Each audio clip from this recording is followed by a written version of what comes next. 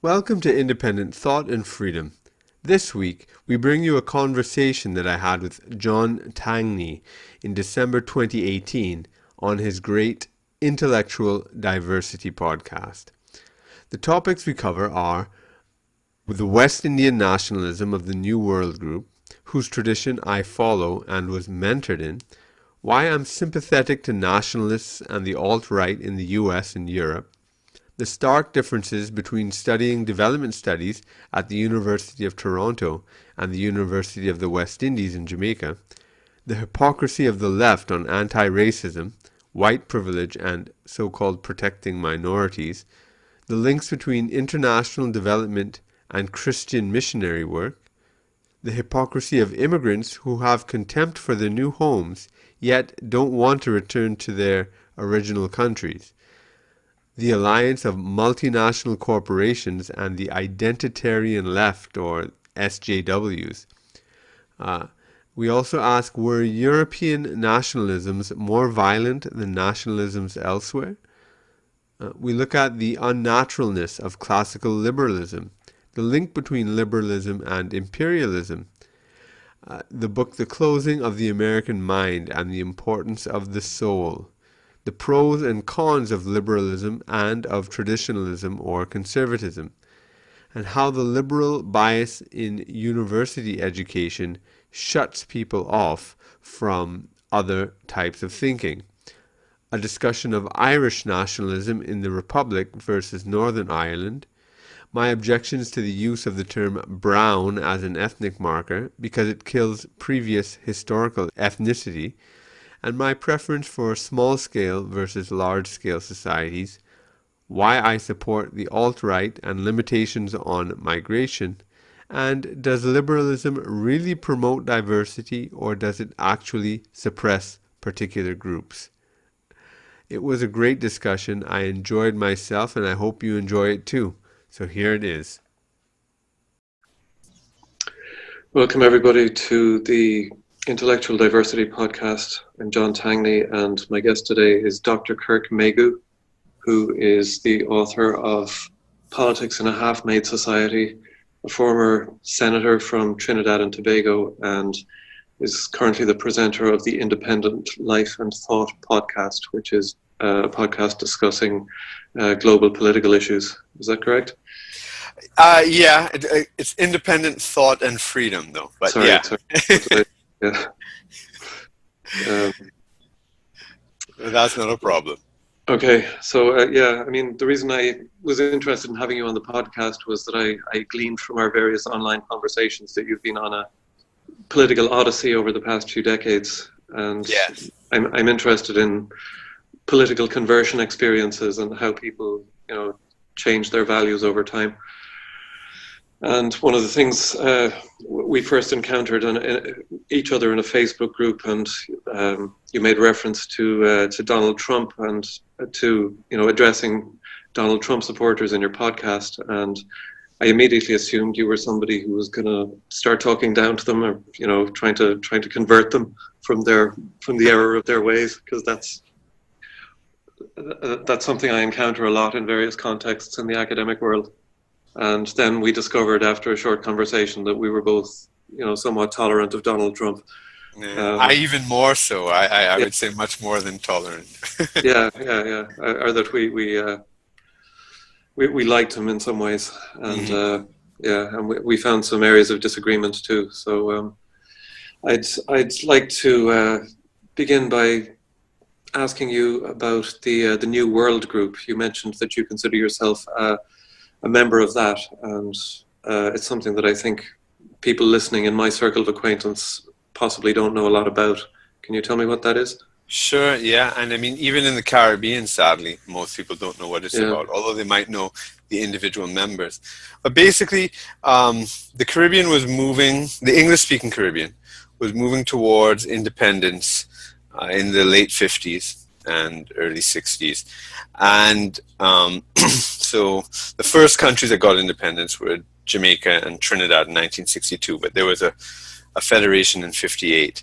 And we had opened up our university, which was a subsidiary of the University of London, became independent in 58 as part of the Federation. We were supposed to be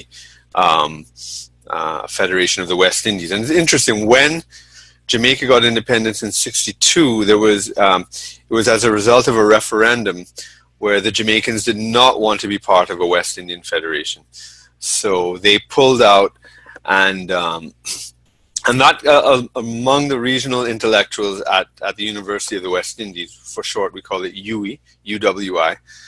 So the UWI intellectuals were very disturbed by it, because they were excited by the sort of the creation of the regional country, and in fact CLR James, which I don't know if your listeners would be acquainted with him, but his two most famous books are The Black Jacobins, written in 1938, and which is the definitive biography of Toussaint Louverture to this day, brilliant book, and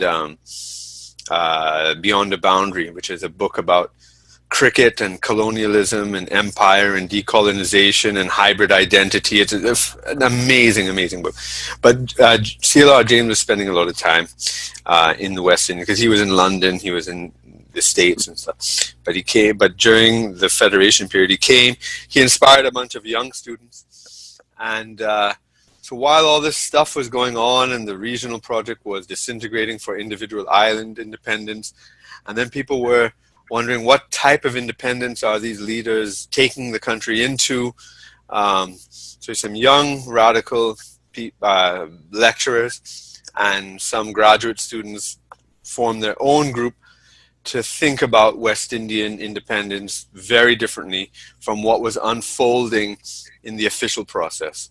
And it was a region-wide movement from Guyana and the South American continent, which is considered Caribbean because its sociology and history is more Caribbean than Latin American. Plantation, coastal, etc. Ethnically and historically, etc. So from Guyana right up to Jamaica, and then even Montreal had a significant grouping there. Toronto had somewhat. I'm not sure if New York did, or London, but certainly there were strong links to New York and London as well. And so they had a journal. So you had the New World Journal, which was published out of the Mona campus in Jamaica. You had a New World Fortnightly, which came out of Guyana. And you were getting all these organs, and it was very, very groundbreaking and very nationalist in a way, right? But it's weird because they were sort of against island nationalism, right? It's not that they didn't like the small island nationalism, but they were West Indian nationalists, let's put it that way. And it's not that they wanted to erase the island identities either. But I suppose it might be something like what some people might be arguing in Europe. You keep the national identities, the larger regional identities. So it might be something like that. And yeah, so you had the group coming up in the 60s, and there was all the ferment all around the world. It was because then you had the Paris 68, you had the civil rights movement in the States, and Vietnam War going on. Cuba, the Cuban Revolution was new, right? In 58, right? Castro came to power, so that had an effect. Jamaica's right next to Cuba, and so there were a lot of fissures inside the group. But Lloyd Best, who was the intellectual leader of the group, he had a seminal essay he wrote called "Independent Thought and Caribbean Freedom," and so my podcast takes from that. Now, I worked with Lloyd for many years from the 90s, but so in the 60s, I think 65, he wrote Independent Thought and Caribbean Freedom, and basically it was like a manifesto saying we're not going to be part of the Cold War thing, capitalism and socialism and the rivalry between the Soviet Union and the United States. We need to analyze our own problems in our own way, develop a language, develop a lexicon, develop theories, etc., based on our unique experience in the West Indies, and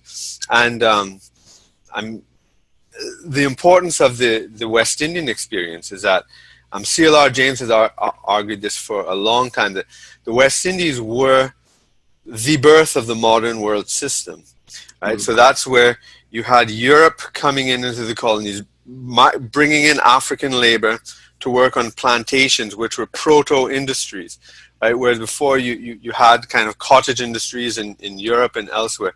On the plantation, people were organized for the first time on an industrial scale. They produced commodities for global export. They did not produce for themselves. They imported everything from the food to the clothes to the labor force. And the Caribbean presaged the modern world, and in fact it became part of the modern world before much of Europe did, and it sort of was there, and we also represented the dark side of modernity and the underbelly of modernity and the ugliness of global capitalism. The first Prime Minister of Trinidad and Tobago, Dr. Eric Williams, was also a great intellectual. He wrote Capitalism and Slavery. And that was about how it really shook up the historiography of the anti-slavery movement and colonial historiography by saying that the abolitionist movement was not a humanitarian movement primarily, but it was driven by developments in global capitalism, and that wage labor was in fact better for capitalism than slave labor, and it was really a battle between the new forms of capitalism that were emerging and the old feudal slave-based forms. So we've had these debates going on for that was written in 1944, Capitalism and Slavery. So and very interestingly, one would have thought that he would have been a radical leader, and in fact, when he came to power in '62. He cracked down on the trade union movement. He was, very dictatorial, you could say, in a lot of ways. It wasn't a dictatorship, but he was a very autocratic leader. He was in power until his death for 30 years, and he disappointed so many people. It's a very interesting relationship because they looked up to him, the intellectuals, but then he disappointed them so much, and there were rebellions, strong rebellions against him. There was even a huge sort of island-wide series of protests from 1968 to 72. There was a state of emergency. The army mutinied because the young people were calling the government that Williams put in place a neo-colonial government. We were independent in name, but we were still basically colonies. So the New World Group came out of that. But then as all these things were coming up in the 60s, a faction became much more Marxist, became much more allied to the Cuban Revolution, became much more allied even to the Soviet Union. There was a small little faction, but influential, and they eventually influenced the Grenadian Revolution that happened in '79, and then which led to the American invasion in '83, after Maurice Bishop was killed. And then you had Lloyd Best, who he in fact, interesting, was the first one to leave the New World Group, because when he returned to Trinidad, the leader of the New World Group here became very socialist and became sort of allied with the Soviet movement, the international movement for communism. And so Lloyd Best declared he's leaving New World, and he formed his own group called the Tapia House Movement, which is based on the idea of a tapia house, which is houses made of mud on earth. So he's talking about building from the ground up, building organically, and this sort of thing. So you had so it's splintered. It's splintered, in other words. So you had people in all these different tendencies, and the New World Group splintered. But I personally, and there was a group in Jamaica. Some went very sort of hardcore communist, and others were with Michael Manley. I don't know if you know about Michael Manley's democratic socialist experiment in Jamaica in the 70s, and the CIA destabilization, which was very important. And Bob Marley used to sort of he was caught up in a lot of that because it was in the 70s. But yeah, so a lot of the New World Group people ended up in the Manley administration, and I ended up doing my master's with a lot of those Jamaican New World people who were with the Manley administration. That was in the 90s, early 90s.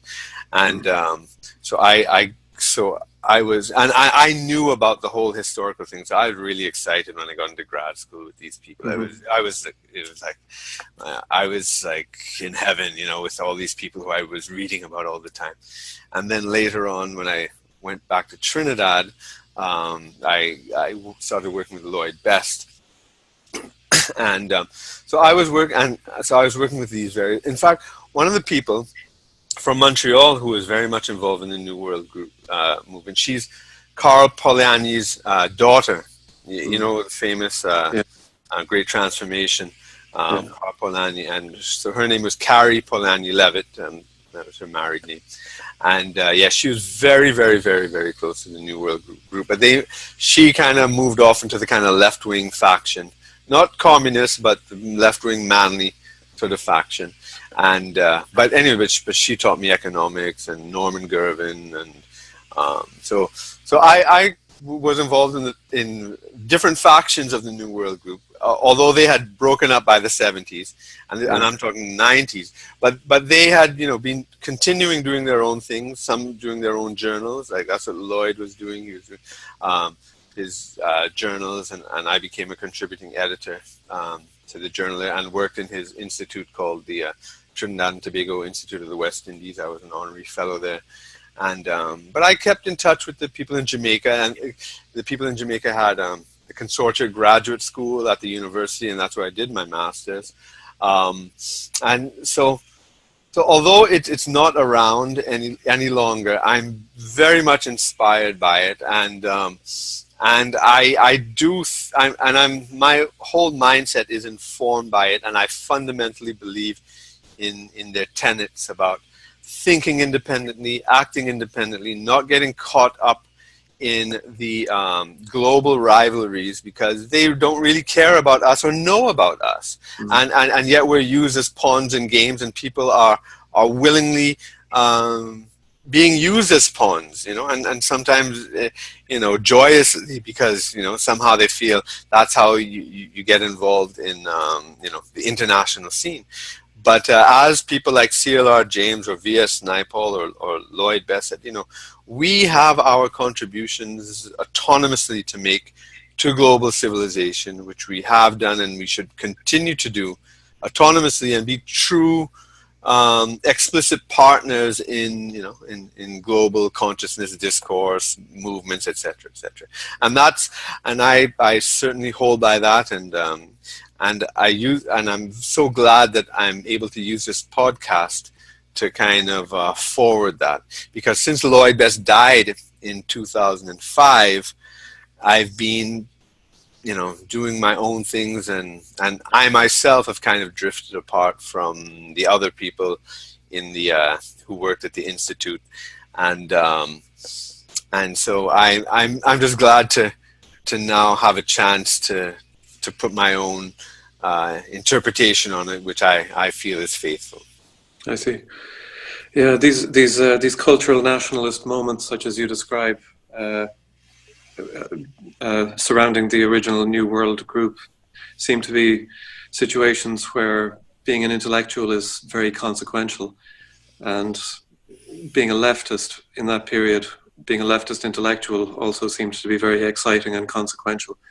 And the development of the left in the subsequent decades in Europe and America was away from class politics towards identity politics, and many people who are disaffected from the left now would see this as a process of the left becoming decadent in some way, and maybe losing its credibility. And I wonder if you feel that the same thing happened to the New World Group, or did it transform in a different way? Actually, I forgot to mention that, because that's an important point. Because another pressure or split that came was not only from the Cold War and the communists and capitalists, but it was the Black consciousness movement. And so a lot of people in the New World became very pro-Black, right? And very much into the Garveyite African consciousness sort of thing.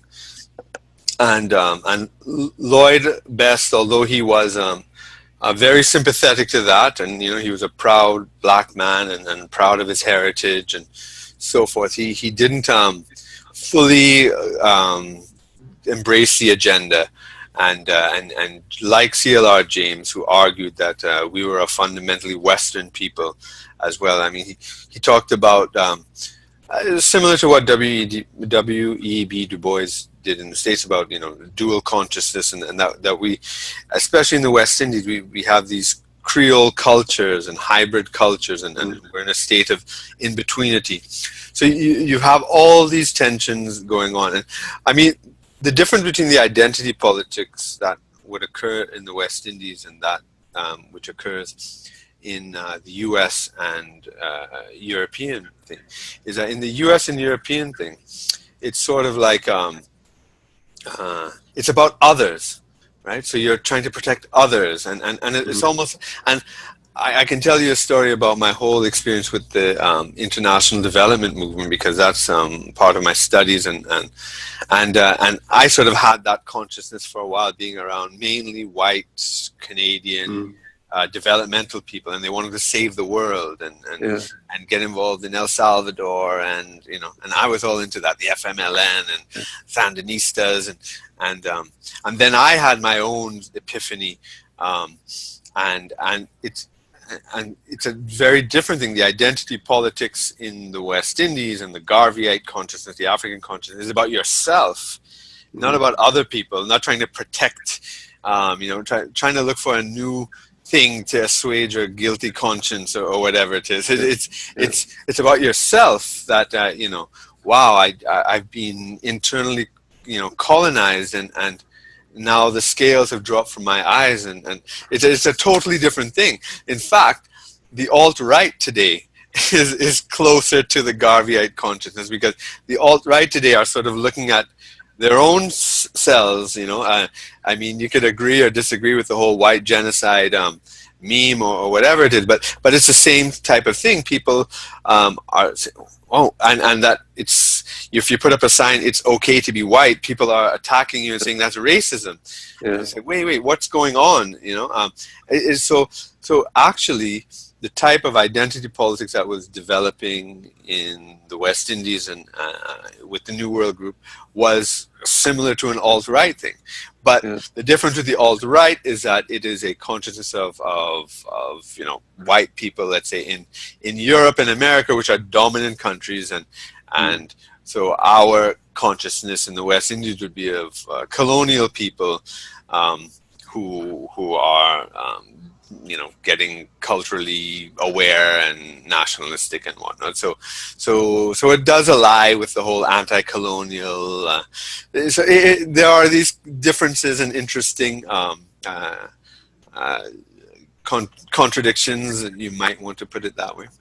Yeah, I mean, one of the things about the identity political left is that they tend to denounce any essentializing impulses in other people, particularly if they're white. And the reason they don't like the alt-right is because they do tend to essentialize whiteness and to promote things like ethno-nationalism. And they argue for diversity. So, so you need more. You need more racial diversity, but there's no such thing as race. Yes, exactly. And, I mean, there's some contradictions in there that I've never fully got my head around. They haven't either, I'm certain. It's like race is a cultural construct, except when you need to be strategically essentialist, as everybody needs to be when they're talking to somebody above them on the victimhood totem pole. But when they're talking to somebody below them, they have to acknowledge the socially constructed nature of whatever identity they have. And to me, it's a perverse way of asserting one's dominance.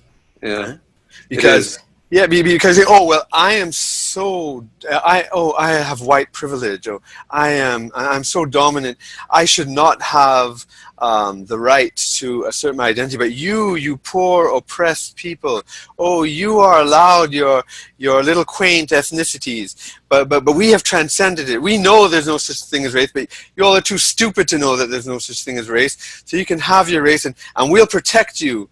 it's just I really can't stand the whole patronizing thing, and I went through it all in the whole international development sphere because that was my training, you know.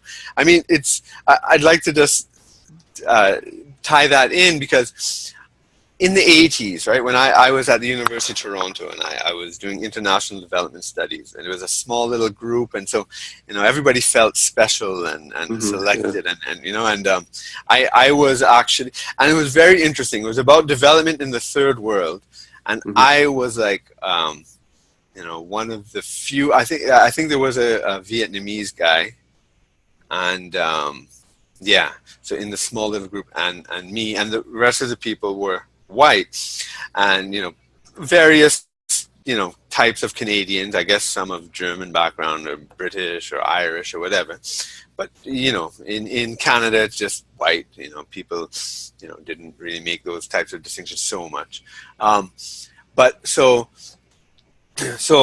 and at the Scarborough campus where we were and where our program was, there were a lot of, you know, Indians and not so many black people, but there were a lot. And I think even if you compared it to the downtown campus, ours had a lot of, you know, ethnic minorities or whatever. Yet in this program about the third world, it was dominantly white. And I just thought that was a glaring contradiction. So here's this program to help third world countries, and we have a very third world population on campus, but they are have nothing to do with these people. In fact, most of those third world people didn't like the kind of hippies that were in the international development movement. So that was one contradiction I saw, and I found very interesting because I had, you know, friends. You know, in fact, I was more friends with the people that were critical of the other people in my program, and I became very critical later on, right? Because I had a kind of Malcolm X epiphany at some point, but at the beginning I was like totally like that sort of white savior complex thing, you know. I want to go to El Salvador and work with the FMLN, and you know, and bring about the socialist revolution and all this kind of stuff, and that was because we had to do a 1-year placement in a third world country, and so that was my goal. I wanted to go with the FMLN because the Sandinistas, they won already, but El Salvador was still going on, and right, so you had this thing going on, and then the other thing was, so this was around this time you were having like the what is it? Do They Know It's Christmas? Live Aid. No, Band Aid. It was Band Aid, and then the Amnesty International concerts, and you had all these things going on, right? And so you had that kind of movement with all these celebrities being, you know, and that when you look back at that song, Do They Know It's Christmas? It's almost like a parody, right? I mean, it's like a racist parody of itself, you know. Nothing grows in Africa, and Do They Know It's Christmas? And you know, the only gift they'll get this year is life, and it's like it's amazing. I just think it's just so hilarious. It's like over the top. You can't believe that people were serious. So, but you had this idea, because a lot of the people in my international development studies course, I found strange. There's like this clique, right? This kind of little Anglo-Irish. Well, you get a lot of those in Toronto, right? But it's like these kind of. So what I realized, it was the Anglican Church, right? Because then I remember the new head of our program. I don't know if she was a nun or not, like an ex-nun, but there was something I think called Primus Inter Pares, or it could have been Primates, or I don't know, something like that. But it was actually like involved with the Anglican Church, and I didn't realize that. So a lot of these people had done stuff through the Anglican Church. It was probably some, you know, transformation of what used to be missionary music, missionary work and transformed to development work, right? But the sort of legacy would have been from that missionary impulse. That's and very so, interesting, yeah. yeah, you know, and I was trying to figure it out at the time. I couldn't figure it out. And they had this bond, and it was like kind of strange to me, and I didn't get it. And but then I kind of realized, oh, you went on this thing, and they had some summer programs where they would go away, and they knew each other from that. And but it's like they focus so much on NGOs, right? So whether it be the African, you know, even Amnesty International. So they focus so much on NGOs. I was in university there, learning about development and ecology and political economy and whatever, and all this stuff. And it's like we never talked about third world politics. Like, you know, it was as if governments didn't exist. It's like as if all development work was through NGOs. So like an NGO could just walk into a country and just go wherever they want and do whatever they want, because it was profoundly disrespectful to the governments that these people had. It's like as if Ethiopia didn't have a government, as if Kenya didn't have a government, as if, you know, Thailand didn't have a government. You would just totally ignored it. So you know, we studied their ecology and we studied their culture or whatever, their history and political economy and poverty and whatever, but not about politics. You never spoke about politics. And when I had my sort of nationalist revelation, which is something else, and everything changed in me, and I decided to go back to Trinidad. But I became so political, and then I realized how everything has to do with politics. But like these, and there was resistance for me to go back to my own country, to my own ancestral country to do work. They wanted me to go to another country, and I just found that amazing. It's a weird mentality, right? What was the rationale for wanting you to go to another country? They never told me exactly, because I went no matter what, right? But there was some resistance, and what I was told, and there's probably, you know, some good reason behind it, that, you know, when you go back to your own background, there all sorts of complications occur, right? I don't know. I guess you couldn't get involved in political stuff, family stuff. I don't know, but there are other complications that occur when you go back to your own setting, right? And so I guess they thought you would get too involved or something. Yeah, the objection they eventually gave to me was something about that the NGO I had chosen to work with. Yeah, because we had to work with an NGO. You couldn't work with the government, you had to work with an NGO. And the NGO that I chose, they said wasn't development focused enough, right? It was too much with like education or whatever. It was working with unemployed, out of school youth, and so they had some objection that it didn't fit into the development paradigm or whatever. And but I think that was tied to the objection that I was going to Trinidad itself. But I made my case and my argument against them, and I prevailed, and so I went. Yeah, but it's very interesting, because then when I did my master's in development studies, right? So this was my my BSc in or BA in international development studies, right? And then my master's in development studies was now in Jamaica at the University of the West Indies.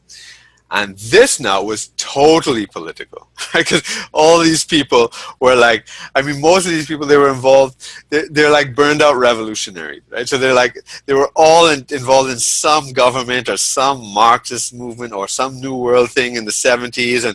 And most of because by this time, right, this was 92. So the whole thing that all the left-wing people felt when the Cold War, I mean, when the Berlin Wall fell and everybody was confused and they didn't know what they did for the past 20 years, and is capitalism really the right thing? And some people became like, you know, from communists to now big time neoliberals and all this kind of stuff. So you had all that going on, but everybody was like totally political, and so it's a very, very, very different way, because, and again, it has to do with, one is like dealing with the other, and in Jamaica you're dealing with yourself, right? And this is one thing I always have felt about, you know, left-wing activists in, you know, Europe, Canada, America.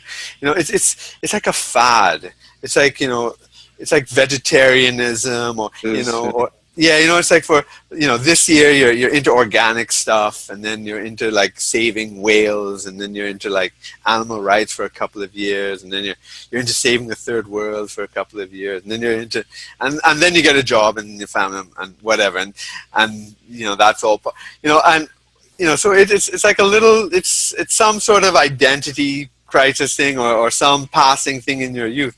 But for us in the third world, this is our life. It's life or death stuff. It's not some little fad you guys are interested in and not serious about. Right? And I have this fundamental objection. And I mean, V.S. Naipaul, our great writer, intellectual. I mean, he developed a criticism of white liberals, you know, from the 50s and 60s. And I mean, his archetype, I would call it, of Gail Benson in his novel Gorillas, is I'm trying to remember. There's a contemporary term that people use. Well, yeah, virtue signaling. Basically, he was talking about, before the term virtue signaling came about. He noticed that, like you know, about all the kind of white British either missionaries or colonial office employees that worked in like Kenya, or you know, or those kind of New York radicals that embraced the Black Panthers, or like John Lennon when he embraced Michael X and went to Trinidad. Yeah, sorry. I mean, virtue signaling has been part of the Protestant tradition since it began, I would think. And yeah, you know, something that you mentioned a while ago about the Anglican ethos of some of the virtue signaling Canadians in your program in Toronto was interesting to me, because it's become commonplace now to trace the virtue signaling activities of American liberals back to their own Puritan tradition, and these are, of course, you know, different parts of the different kind of schismatic elements of the Reformation. And you were also talking about the schismatic activities within the leftist tradition that emerged from the New World group after the 1960s. So there's something about the combination of Protestantism and philosophical materialism that lends itself to both being schismatic and to being into virtue signaling and self-righteousness. But yeah, I do think that, you know, the particular way in which virtue signaling operates in university liberal communities has changed a bit since the 1980s, because you were talking about these predominantly white hippies talking down to people from the third world back in the 80s, and I would think that in equivalent programs today you'd find relatively few white people and a lot of people whose provenance is originally in the third world, who are now quite privileged members of first world societies, who are still kind of hanging on to their victimhood capital.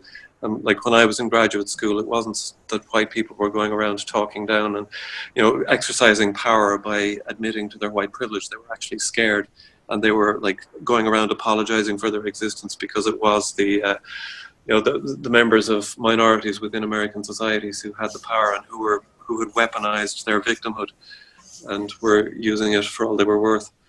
Yeah, I was fascinated by your discussion with Michael Rechtenwald about that. I mean, it was like listening to something like from the Soviet Union, you know. I mean, yeah, it really has changed since then. In the fact that this sort of I guess privileged minorities, if you want to put it that way, have taken. I think they've taken the sort of lead in this sort of I don't know if I want to call it the mob part of it, because the Antifa aspect, to me, Antifa still looks to me, because I'm only looking at it from abroad. I've not actually. I'd love to go do some participant, because I was also an anthropologist trained in anthropology. I'd love to do some participant observation among Antifa, but I know from the 80s, because I was involved very much in a lot of the anarchist movement of that time, that I think is a direct antecedent of Antifa. So I have a lot of insight into those guys.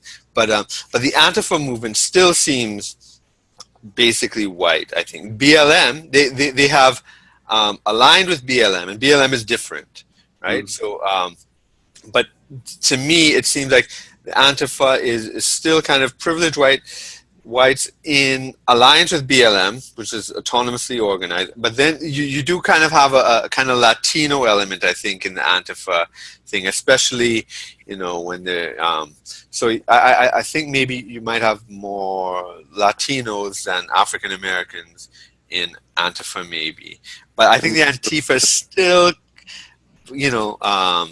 like the bike lock professor who, Locrates. Yeah, and I didn't hear that one. That's a good one. So like, although I know one of the one of the leaders in that's interviewed on Fox, and she's kind of a real nutcase, and she has these classmates. She I think she's like Mexican and Filipina or something, kind of mix. I can't remember her name, but she's like hardcore communist or whatever. But but you're right. There is that difference, that is it, and the way that white people are on defensive, did not exist in the 80s, and I mean it sounds so scary from your conversation. I mean, it's like, oh my God. Now, I mean, and I always want, because in the 80s and early 90s, I was kind of like part of that, in a sense, that sort of black nationalist thing. I used to have this Malcolm X shirt that I made, a cover of one of his books called The End of White World Supremacy, and I had it on there, and I just loved to shock people with it. But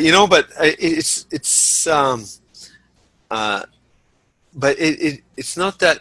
But there's something different about my motivation then, and what I'm detecting now, because it is such a resentment. It's a almost a pure manifestation of what Nietzsche talks about in the genealogy of morality, about the resentment, the resentment morality. It's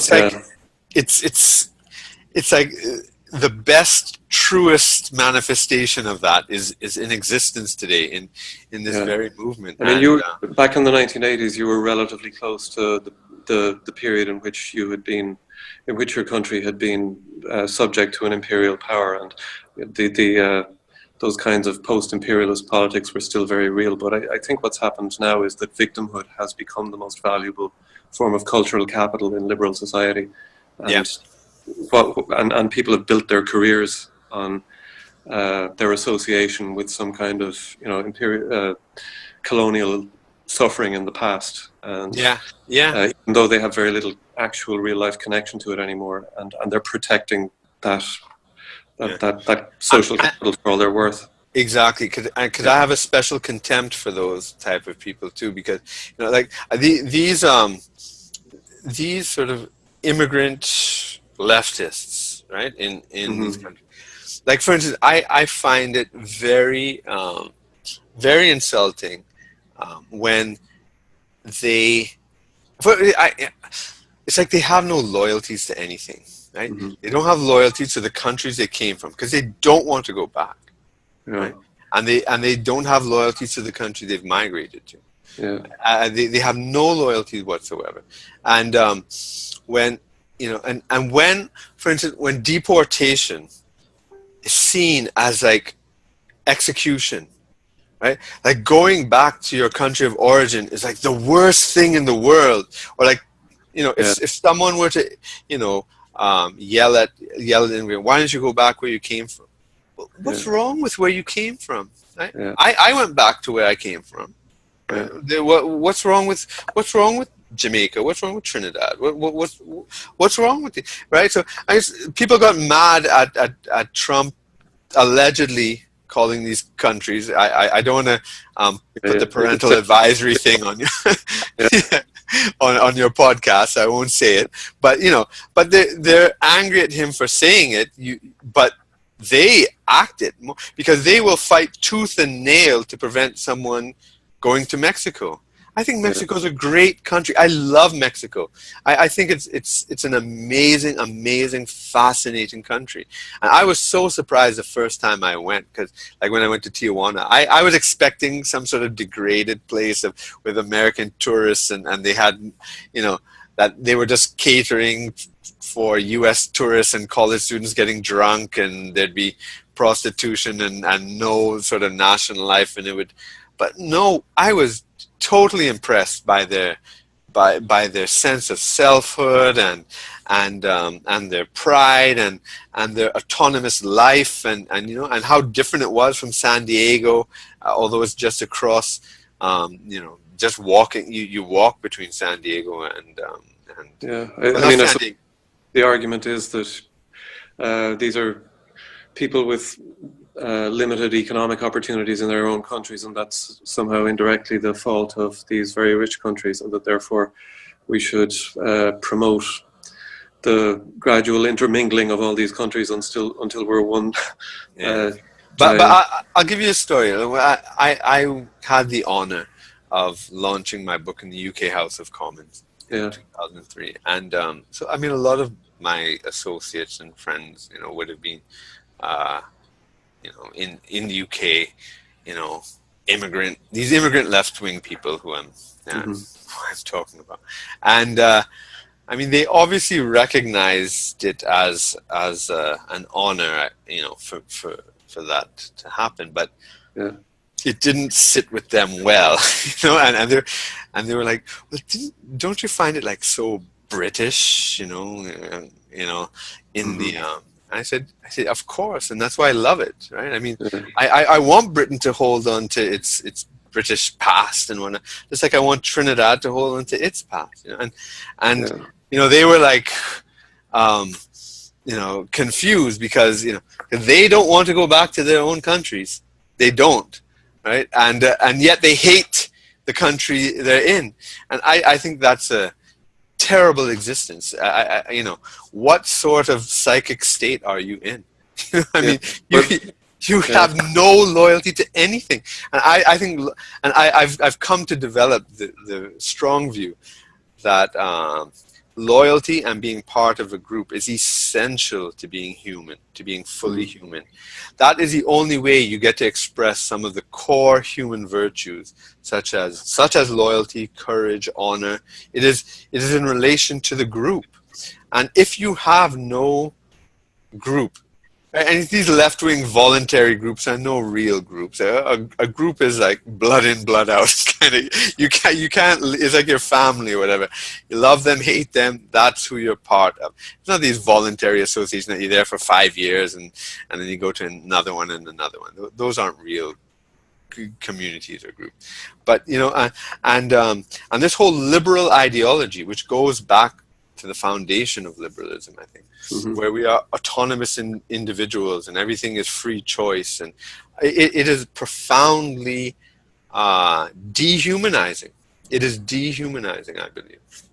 Yeah, I mean, this points to the strange symbiosis of neoliberalism and the identity political left in universities in particular, but also in Silicon Valley, and the way that by dispensing with class politics and taking up the banner of identity politics, they've made it so that the kinds of conflict that they engage in have very low stakes for the globalists running the world economy, and it doesn't really affect their bottom line if they make concessions about more women in the workplace or about more minorities in the workplace, or allow people to have transgender bathrooms, whereas it makes a big difference to their bottom line if they are constantly having to deal with collective bargaining about wages. And exactly.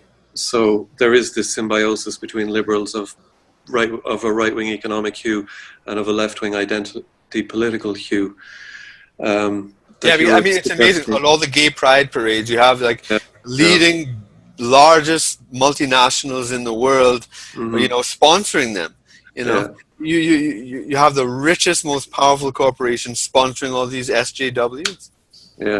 And so, against this kind of self-interested, or this kind of globalization that's really driven by short-sighted self-interest on the parts of a lot of different people pursuing their own personal goals. You're proposing some kind of group identity based in nationalism, and yet the argument against that, coming from thoughtful people on the left, is that for years European states and global states all over the world were in a state of nature with each other, and this led ultimately to cataclysmic wars, and that therefore we need to be promoting some kind of bigger federated union of states all over the world and move past the nationalist moment. And even if there are some unsavory things going on in the way I described in Silicon Valley and the academic world, there is a bigger ideal at stake here that needs to be pursued past these kinds of grubby mercenary considerations that people are pursuing. I do see the point you're making, definitely, and I do think Europe's history of nationalism is peculiar, and that the sort of what someone on the alt-right would call fratricidal wars or whatever, but the intra-European wars, I don't think that is sort of reflective of nationalism outside of Europe. I think that that is a very peculiar European experience of nationalism. Well, and I don't know why that is. You could say that it's characteristic of the relationship between China and Japan. I suppose, but I don't think they had the sort of centuries of warfare in the same way. Like, okay, you had World War II when Japan had China, and then you had the communists eventually putting them out. But it's what you have that, but not so. I mean, there's tensions, but it's not war. There's that, and I can't recall any which one preceded that. I'm sure there were, but I don't know. The time before that Japan would have invaded. I think maybe sometime in the 19th century there might have been one.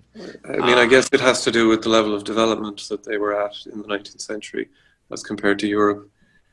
I suppose, but then before, all right, Angus Madison has some amazing data on the global GDP and broken down by countries. But before the 18th century, China and India, since 0 AD, basically were the leading global economies. Even the early days of European colonialism, like from 1492 when Columbus went out, still they were still below like the Mughal empires and I can't remember which the various Chinese empires that would have happened, that would have been there, and the Persians and the Ottomans.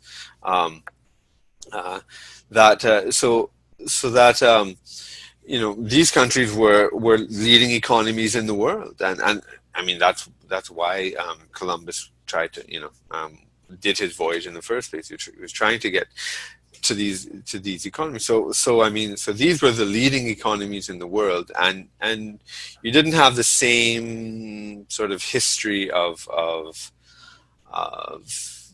the type of warfare that occurred during those two centuries of nationalism. I guess what is the post-Napoleonic period? Because I've been trying to figure this thing out in Europe, and I think that a lot of nationalism is really a reaction to Napoleon, and then trying to reorganize European society, but not necessarily along the old monarchical lines. And so they came up with the nation-state idea. That's sort of my reformulating. Yeah, I mean, maybe we don't have to confine it to nation-states. I mean, anywhere where there's a kind of a reified regional identity, rubbing up against another one in close geographical proximity to it, there tends to be a history of conflict. Yeah, there's always border wars. Yeah, I mean that's for sure. You know, yeah. but the kind of world war thing that happened in with the alliance of these powers and those powers and the Catholics and the Protestants, like, you know, and the Reformation and the Spanish and the French and the English and the Dutch. I don't know. I think it's something peculiarly European, because even in Africa, right? Recently, in the 1990s and 2000s, some people have called it like Africa's World War, like with the split of the Congo. Yeah, that was the closest thing to what happened in Europe, where you'd have like Uganda and Rwanda on one side and Angola, and people would be supporting different factions in in these in the breakup of the Congo and Zaire, and I think there's something, and there's, who knows, I think with the breakup of Zaire, maybe, I don't know if it had to do with natural resources and the diamonds and whatever there, or just land, I don't know. I think there's something I think there is something that needs to be explained more in the European situation. I don't think it can be generalized just like that. Possibly not.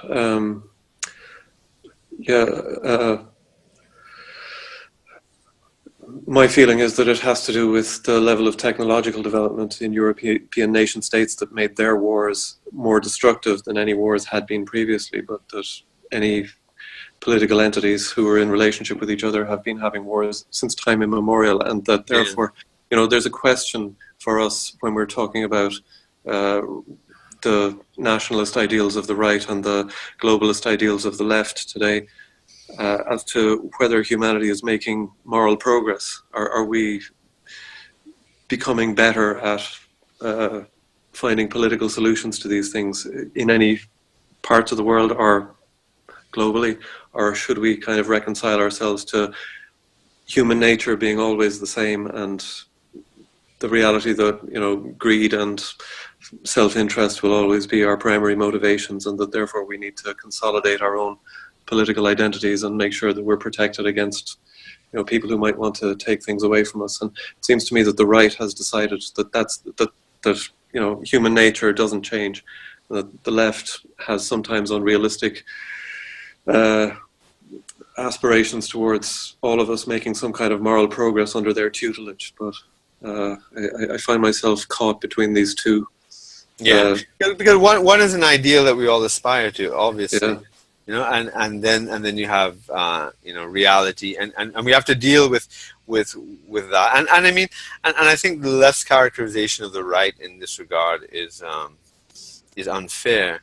Like for instance, you see it in India sometimes, and you see it in, like, even the States. Okay, let's take with the Indian situation. When the BJP, which is the Hindu nationalist party, came into power in the 90s, and then there was a lot of progress done with Pakistan, which the so-called secularist Congress party before hadn't been able to make progress on. And even like Reagan, right, who was, you know, I mean, there was so much progress with Gorbachev in all sorts of nuclear arms limitations treaties and stuff like that. I think that people who are open and confident, I suppose, about their peculiar identities, they can actually broker peace kind of better than people who pretend they have no peculiar identities, because I think they're sort of lying to themselves and lying to others, because to lie to yourself, you also have to lie to others. But I do think that the liberal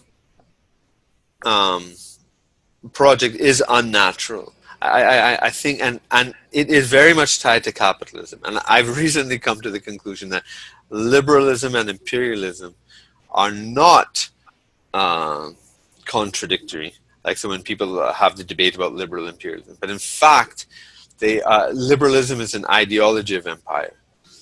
Because for you, let's say economically, for you to have this free trade and stuff, you have to have no borders. And there's two ways of having no borders. Everybody voluntarily giving up their borders, or some big entity telling people you no longer have borders, which is a type of imperial thing. And then for you now as an individual to be free floating, and you can go from here to there, and you don't have to have any loyalty to anybody. You have to have a large territory where you can be this anonymous person that goes from this place to that place. And it always works in big anonymous cities, right? Yeah. It's very hard to be liberal in a small town where everybody knows you since you were a kid, and your family and all that stuff. You have to go to a huge city. You have to have a type of anonymity, right? To be liberal, and you have to have the opportunity to run away as well. So I think there's this symbiosis, and you see this detached individual without any loyalty, which is the liberal ideal, and only loyalty to oneself and one's interests. It's the perfect worker for international capitalism, right? That's true, yeah. It's the perfect worker. You have no loyalties to anything except what the next iPhone is, or what the next movie is, or whatever, or whatever they tell you. Yeah. You have and it is a consciousness that is devoid of I would say true spirituality, because everything is just so atomized, right? And so nationalism is always driven by non-material senses of duty and loyalty and love and connection to a past and traditions and non-rational things. But you're comparing the kind of grim reality of actually practiced neoliberalism to the ideal of nationalism. And in real life nationalistic situations, such as in Ireland in the 20th century, these national ideals can be quite repressive and quite restricting, and quite unwilling to recognize the variety of types of human being that they are. And are you from the Republic or from the northern part? I'm from the Republic. Right. And I agree with what you say about neoliberalism being an ideal of people who have no loyalty to each other and who are just economic vectors. But there is another aspect of liberalism, and it's the idea that you can be a self-fashioner, and that you can generate new types of community, and you can generate your own types of meaning, and people have done that. And I mean, the art and literature that has been produced in the liberal period is in a way testament to that. And the ways in which certain groups of people have found it easier to express their sexuality, for all that we've been complaining about the way they behave in universities. I think this is on balance a good thing, that we no longer we don't throw people off buildings for being gay in the West in the way that they do in Libya. Yeah. And so I think there are pros and cons to both liberalism and nationalism, and. Yeah. And I do think that there's a liberal mischaracterization of traditional society, though. Like whenever you look at or read testimonies or histories or even stories, let's say in a rigid feudal society or even Victorian society, there are tons of stories of children, young boys, usually from poor backgrounds, who are plucked out of their circumstances and somehow become great leaders or whatever. And that there's always a recognition that there are upper class twits, like the Monty Python, right? That there are people who are in the upper class that really that's all they have to save them, because they are really idiots, and everybody knows that, so I think that there was a lot more fluidity in traditional societies than is often recognized by the liberal caricature of them. but obviously, but obviously, the ideas of freedom and self-fashioning is something that people find attractive. But I do think that a lot of people are lost when given too much choice. And they don't know what to do, and they don't, and that, if they knew that their father was a tailor and they're going to be a tailor, for a lot of people, that would give so much more meaning and solidity to their life, and that there is some kind of balance that, we don't want people to be rigid and to suppress their talents either, and all this sort of stuff, So I think, there is. I mean, I'm not, advocating some old, I think you point to the fact that liberalism, Marxism, and much of the alt-right have the same philosophical assumption at base, and that's a materialist assumption. And that they're looking for substitutes for religion in consumer activity or in identification with some kind of racial ideal. But it's ultimately meaningless when you believe at bottom that we're all going to die, and it doesn't ultimately mean anything. And absolutely, because I mean, have you read the book "The Closing of the American Mind" by Alan Bloom? No, that's one of those books that I'm ashamed not to have read. But yeah, you must read it. It is such, and I am wondering how many people really read it. Right? I mean, it was a massive book in the 80s, and everybody talked about it. And if they read it, did they really understand what he was saying? Because the most important thing he said in that book, the conclusion of the whole book, he was criticizing, the sort of the same thing we're criticizing today, the political correctness and stuff, and but that was just the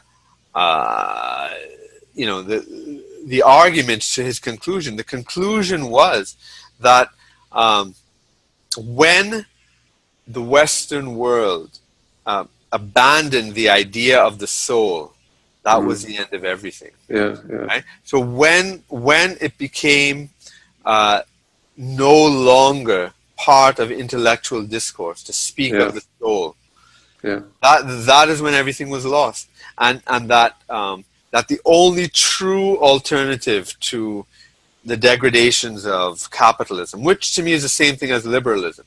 Liberalism and capitalism are the same thing. And the only true solution to it is to regain the soul.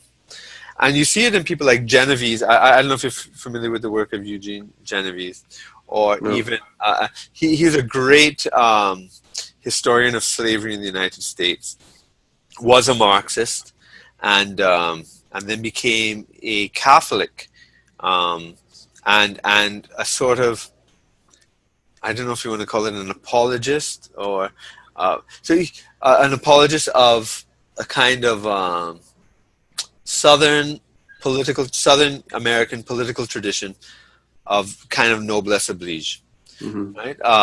And his groundbreaking work on the history of slavery also had to do with the world the slaves created for themselves and the moral universe they created. So it's very interesting. And he took this move from left to right.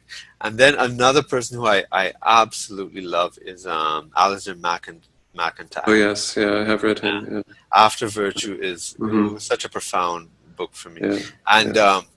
And he also went from Marxist to Thomist, Catholic, and I think it's the same. It's the same thing. And I sort of realized in my leftism too, I always disliked liberals, whether when I was totally on the left or now. I dispense with the left and right. Camille Paglia in the 1990s. She was the one that she really shocked me when she was with her independence sort of stance. And I always felt myself to be independent. I said, yeah, of course, I'm independent. Yeah. I don't support the Democrats or the Liberal Party or whatever, the Labour Party. I have my own position. But what it is it's you're either, you either support, Bill Clinton or Tony Blair, or you support some Trotskyist or whatever, or you have your own leftist position. But Camille Paglia would say, then she would identify Republicans she liked or people on the right. And it's like, wait, that's supposed to be taboo. You're not even supposed to think about that. I remember growing up in Toronto in all these liberal and left-wing circles. A way to sort of kill an argument was that's so conservative. Sorry. And that just to say it's conservative meant that it was invalid. Yes, and now when I did my PhD at the University of Hull, Noel O'Sullivan was in our department in politics there, and he was kind of like the leading one of the leading conservative intellectuals there. And I was blown away.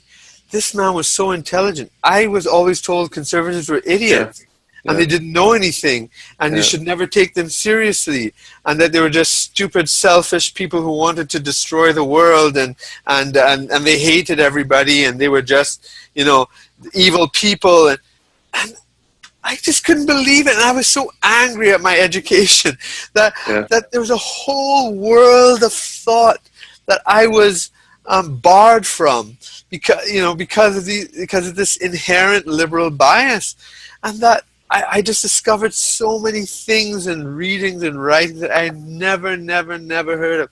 All these, and the variety of conservative thought in Europe and elsewhere, and that it was all valid, and these people were incredibly intelligent, and it just angered me for a long time. I could not believe I spent my whole education thinking I was so smart and everything. I was like, oh my God. I had exactly the same experience. I remember trying to talk about Harold Bloom in my first few weeks of graduate school and being shut down and told that he was the enemy. And I remember Francis Fukuyama being somebody who was always just referred to as this idiot that we define ourselves against. And then, I went and read him and I read his books at this point, and it was just such a joy to discover there was this whole other intellectual world. And Alistair McIntyre was part of that. And even though he was held in greater esteem among my teachers at university, he was still somebody who made it okay to be a conservative Catholic. And I dabbled in Catholicism for a while, but I found that ultimately, Catholicism was something that I felt it made sense in Europe in the Middle Ages, and I definitely, feel Catholic culturally, but in a world where Catholicism and Hinduism and Buddhism and are all in conversation with each other, and their dogmas have been relativized by that conversation. I found actually that the person who brought soul back into the world for me was Carl Jung. And if you want to know how to piss off everybody in a political conversation, whether it's Marxists, liberals, or alt-rightists, just bring up Carl Jung. Or psychoanalysts. No, exactly. And Camille Paglia was the one who turned me on. I didn't really know about him too much, but he's amazing. And Jordan Peterson, interestingly, talks about him quite a bit. I mean, exactly. Now, interestingly, I was raised a Catholic. Mm-hmm. I went to Catholic schools, and in Toronto we had a lot of Irish people. I think they were mostly probably from Northern Ireland, so there was a lot of IRA jokes we were telling and stuff like that. I mean, they were all supporters, and that was interesting because they were all nationalists, right? So they were all Republicans. Right, so I believe they were from the north, right? So they were all Republican supporters, and they were Catholic, obviously, with Catholic school. So it's interesting because I think I would think that you would have you would also have a different idea of nationalism than, say, the standard Protestant lefties in England and America. But I was always curious how the South viewed that struggle in the North. But certainly the discussion of nationalism, you would have a very interesting take on that. We certainly had a different view of nationalism in the South. We were appalled by the things that the IRA was doing on our behalf in Britain. Most of us were. I mean, the IRA had a slightly had slightly more sympathetic audience in working class communities in Ireland, because I think the things they were doing became bound up with resentment about poverty and What about socialist. religion? Were the working class in the South, are they fiercely religious or faithful to the church? Let me put it that way. Everybody was in the 1980s. I mean, Right. of any class. The Catholic Church fell Okay. apart very quickly in the 1990s.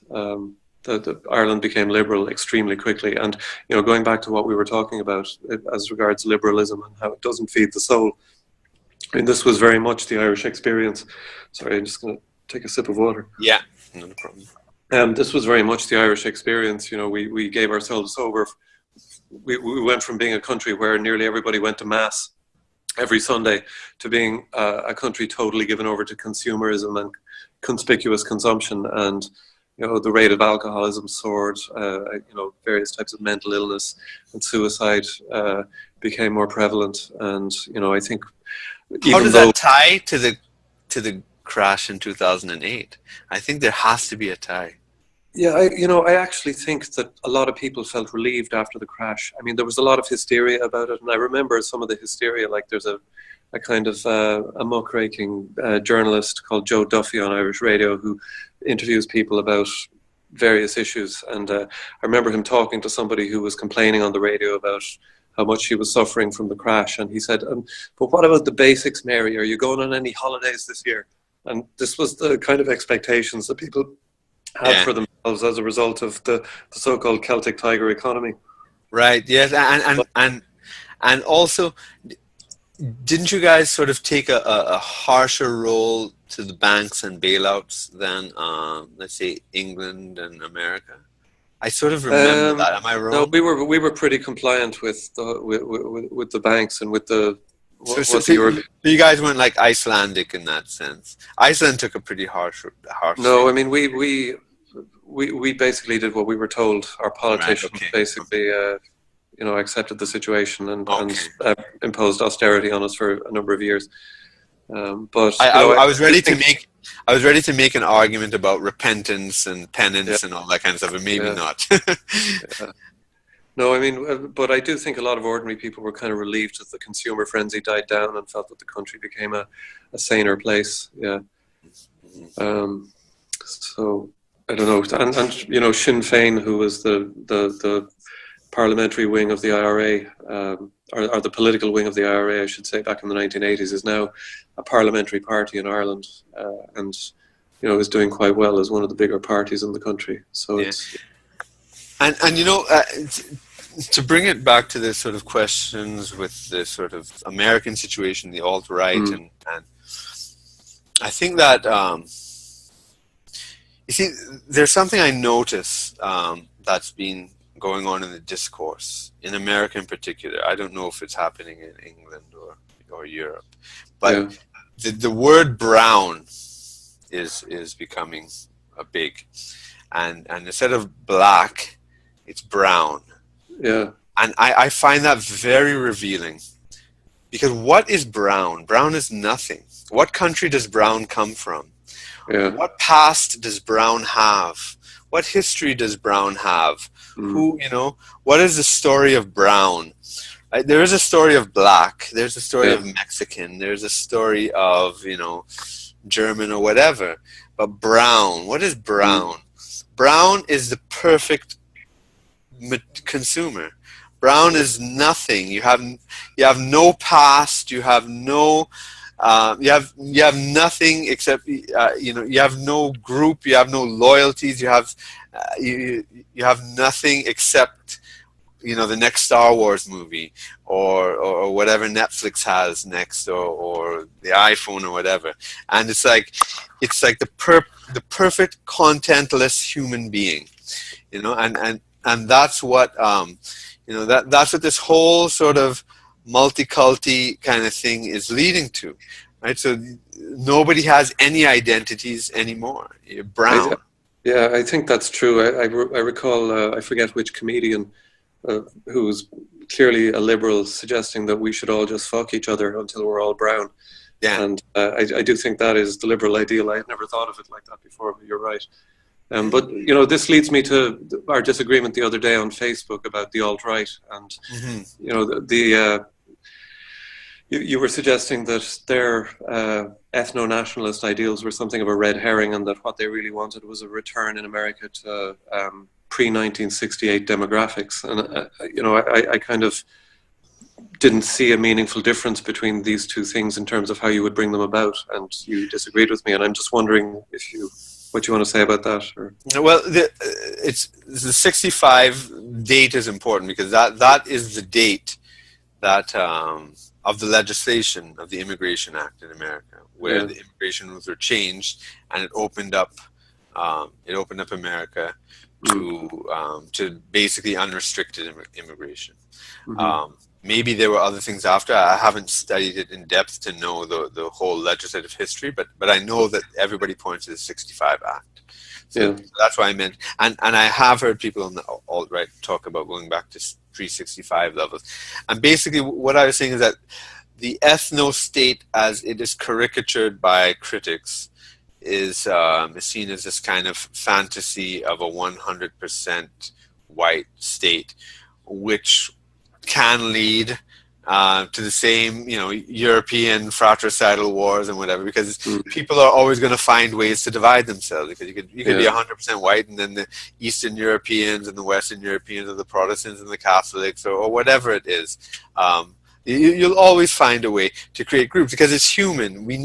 I believe, it goes back to the time when we were in bands, right? I mean, as an anthropologist, we study these things, and a human band was about 100 people, and that's why we remember 100 people face to face. Our brains is basically that, and this is one thing I love about living in a small society, a small island in the Caribbean. We live in human societies. We're not numbers. Everybody knows everybody else. You can't hide. So you're a human being. You're not a number. You're not a statistic or whatever. And the ancient Greek city-states were, 20,000, 50,000 people. That's how democracy worked. It was face-to-face. When you debated somebody, you knew them.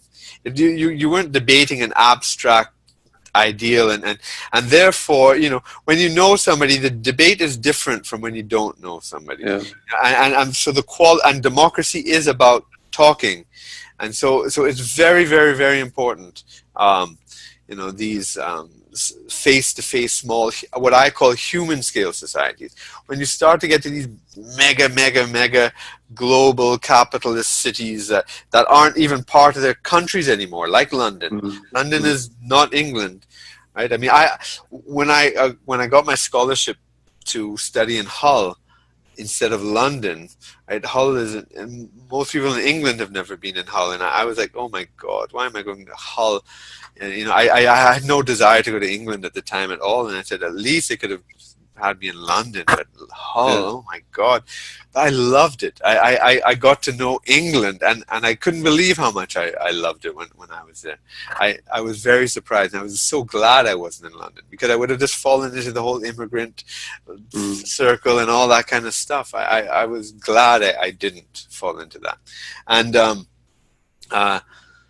so these small face-to-face band society. I went off on so many tangents. I forgot why I mentioned the we were talking about pre-65 demographics. Yes, right, and state. And the ethno-state and all that, and people dividing themselves up. Yeah. And that basically, I mean, Ann Coulter, had been writing about this a long time, even from when Mitt Romney, and when she was a big supporter of Romney in 2012, is that? And he was talking about self-deportation and this. I think there are ways to move towards that pre-1965 ethnic mix, because the ethnic mix is important because I believe the cultural ideals are part of one's ethnic background, right? So we were discussing Western ideals and whether it's possible for Western ideals to be protected and loved and cherished and forwarded by non-Western people. And even whether that would be a good thing, because non-Western people have their own contributions to human civilization too, because I mean they would have to shed their own thing to adopt these superior Western values, right? But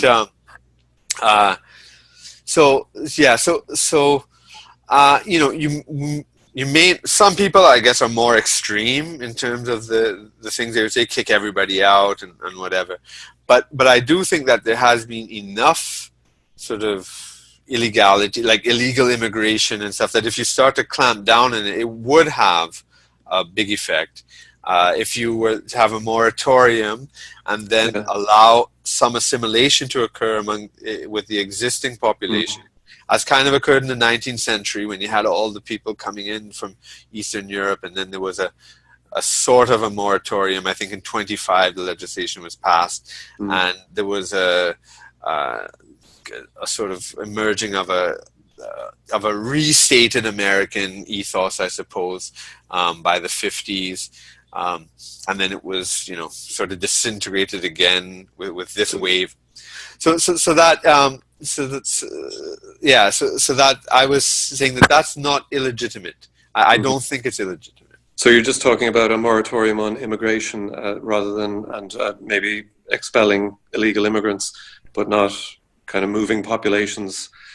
I mean, maybe there are some people who have these fantasies about moving population, but I don't think they're serious people, right?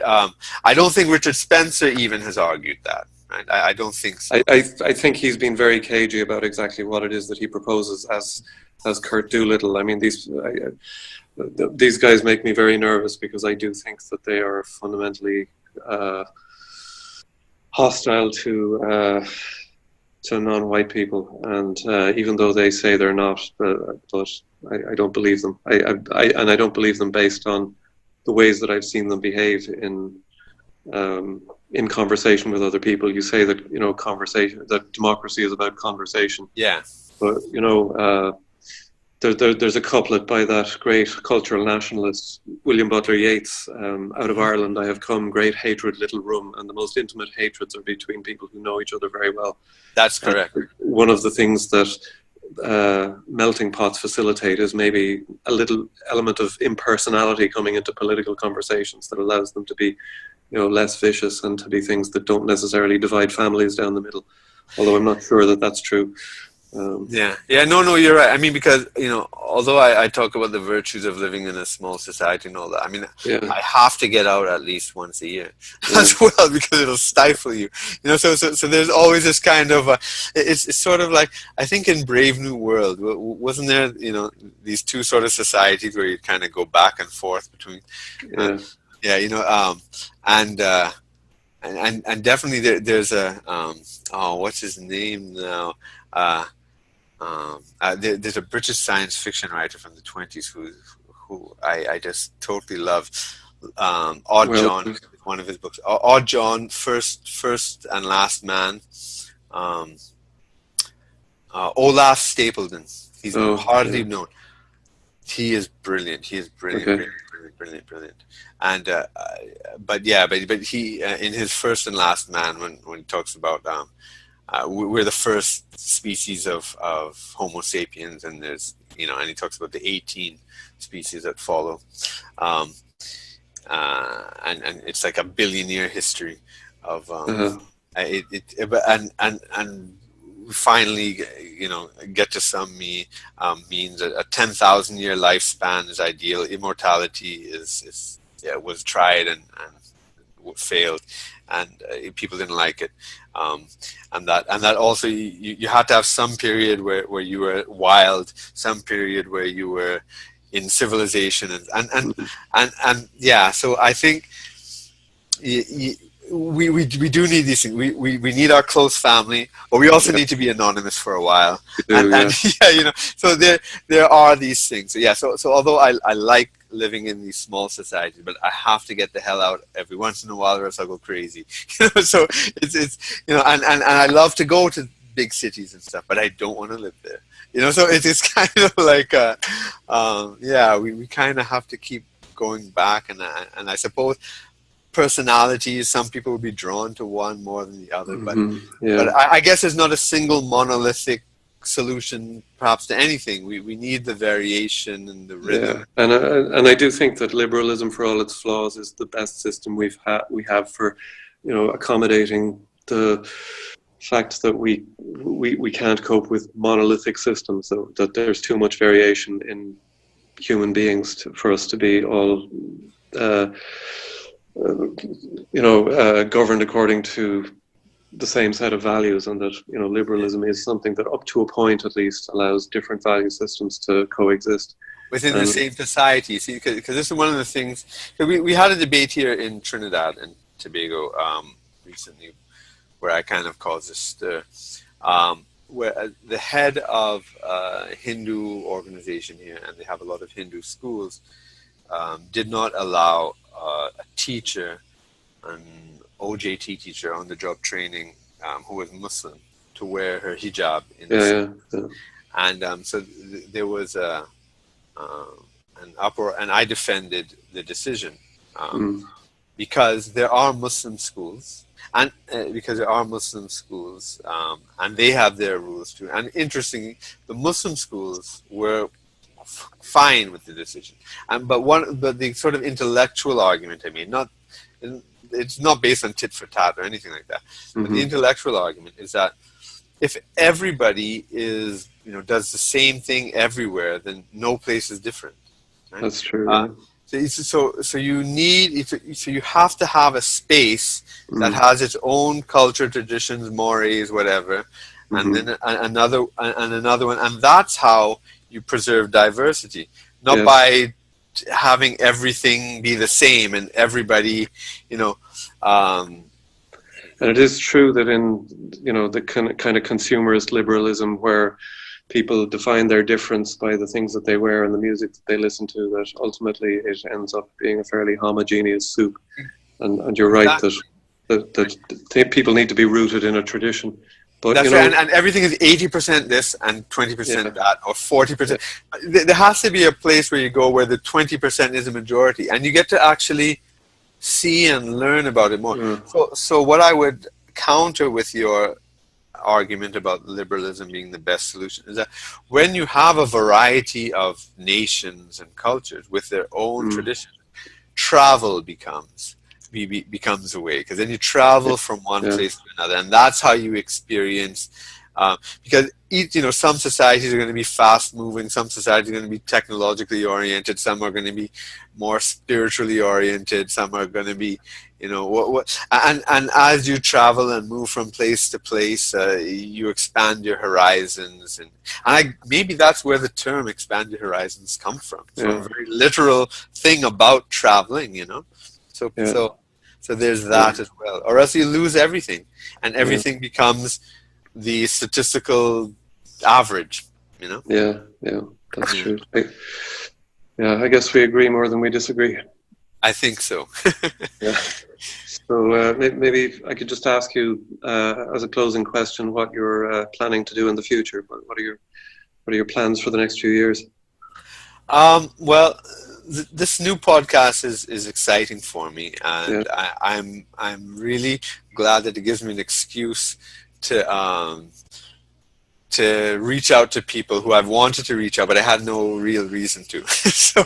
So that's great. And but I do want to get active in politics again in Trinidad and Tobago.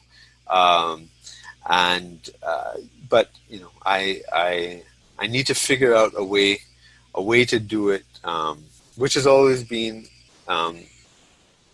the challenge I've been facing on how to do it and maintain my integrity and engage in the mainstream. So without rejecting it, because I want to engage in the mainstream, and maintain my integrity too. And I've been able to do it to a certain extent. And I mean, that's how I was an independent senator and so forth.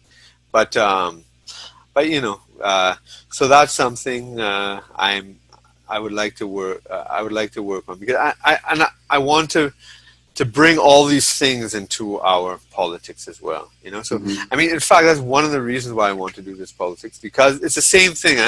I mean, so it's almost I'm almost contradicting myself, because what I'm going to say is that the debates in Trinidad and Tobago become so insular, so inward-looking, and they're not placing it in a wider context. I want us to see our debates within a more global context, and to see how what we're talking about here is not just about this person and that person and whatever, but that this is actually there are underlying principles, and other peoples and societies are talking about it, and it makes it more productive than the kind of politics that we have. So I've always been a politically committed intellectual. It goes back to the New World thing, right? Because all these intellectuals were politically committed, and that kind of caused a schism, because some people went with some socialist parties, some people went with the mainstream left parties, and some people ended up having anything to do with that, and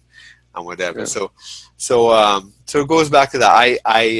I do want to become more politically engaged again, because I had gone out of that. So that's something I'm looking to do. Okay. Okay. Well, maybe we'll leave it there. Thank you very much. That was an epic conversation. And thank you. I appreciate the opportunity, and I'm glad to have gotten to know you during this process, as both of us are setting up our podcast. Yeah. And I look forward to both of our podcasts growing. Yeah. Yeah. Okay. I'll talk to you soon. Thank you. Take care, John. Bye.